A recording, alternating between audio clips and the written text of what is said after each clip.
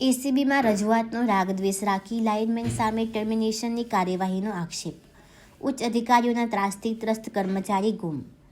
જેટકોના ભ્રષ્ટ અધિકારીઓ સામે એન્ટી કરપ્શન બ્યુરો એસીબીમાં રજૂઆત કર્યાના રાગદ્વેષમાં માનસર 400 કેવી સબસ્ટેશનમાં ફરજ બજાવતા લાઇનમેન હસમુખભાઈ કાનજીભાઈ ચાવડા સામે ટર્મિનેટ કરવાની કાર્યવાહી કરવામાં આવી રહી હોવાનો ગંભીર આક્ષેપ કરવામાં આવ્યો છે. ઉચ્ચ અધિકારીઓના ત્રાસથી માનસિક રીતે પીડિત બનેલા હસમુખભાઈએ 3 જાન્યુઆરીના રોજ એક વિડીયો વાયરલ કરીને આત્મહત્યા કરવાની વ્યથા વ્યક્ત કરી હતી. ત્યારબાદ તેઓ અચાનક ગુમ થઈ જતા પરિવાર અને સહકર્મચારીઓમાં ચિંતા ફેલાઈ છે.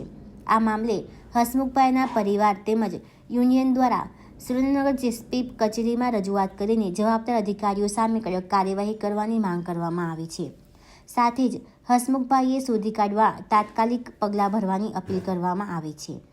હળવદ પોલીસ મથકે હસમુખભાઈ ચાવડા ગુમ થયાની નોંધ લઈ તપાસ શરૂ કરી છે.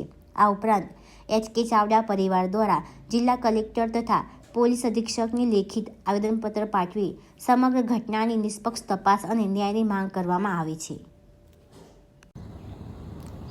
હું એચ.કે. ચાવડા, લાઇન ઇન્સ્પેક્ટર 400 કેવી માનસર સબસ્ટેશન, ગીતા યુનિયનના જનરલ સેક્રેટરી.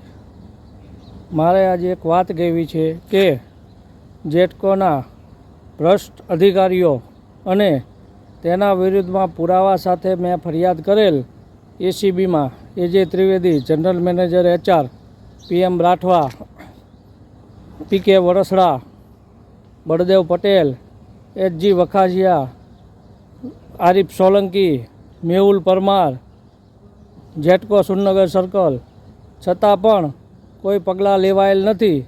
અને ઉપરાંત આનો રાગદ્વેષ રાખી હેડ ઓફિસ દ્વારા મૌખિક સૂચના આપવામાં આવેલ છે. અને આ બધા અધિકારીઓની મિલીભગતથી મને વારંવાર માનસિક ત્રાસ આપવામાં આવે છે. અને છેલ્લા 5 વર્ષથી 2021થી મારું પ્રમોશન અટકાવેલ હતું. તે પ્રમોશન આપેલ છતાં પણ મને ફાઇનાન્શિયલ બેનિફિટ આપેલ નથી. અને આ બધા અધિકારીઓની મિલીભગતથી મને અત્યારે ટર્મિનેટ કરવાની કાર્યવાહી ચાલી રહી છે. અને એક જ દિવસમાં 2 નોટિસો આપેલ છે. તો હું આ બધાયના જે નામ બોલ્યો છું તે અધિકારીના ત્રાસથી આજે આત્મહત્યા કરવા જઈ રહ્યો છું. અને મારી લાશ મળે તમને તો જેટકો 400 કેવીની માટીનું તિલક કરજો. અને આ બધા અધિકારીઓ ઉપર ખાસ પગલાં લેજો. જય હિન્દ, જય ભારત, ટેક્ટિકલ એકતા જિંદાબાદ.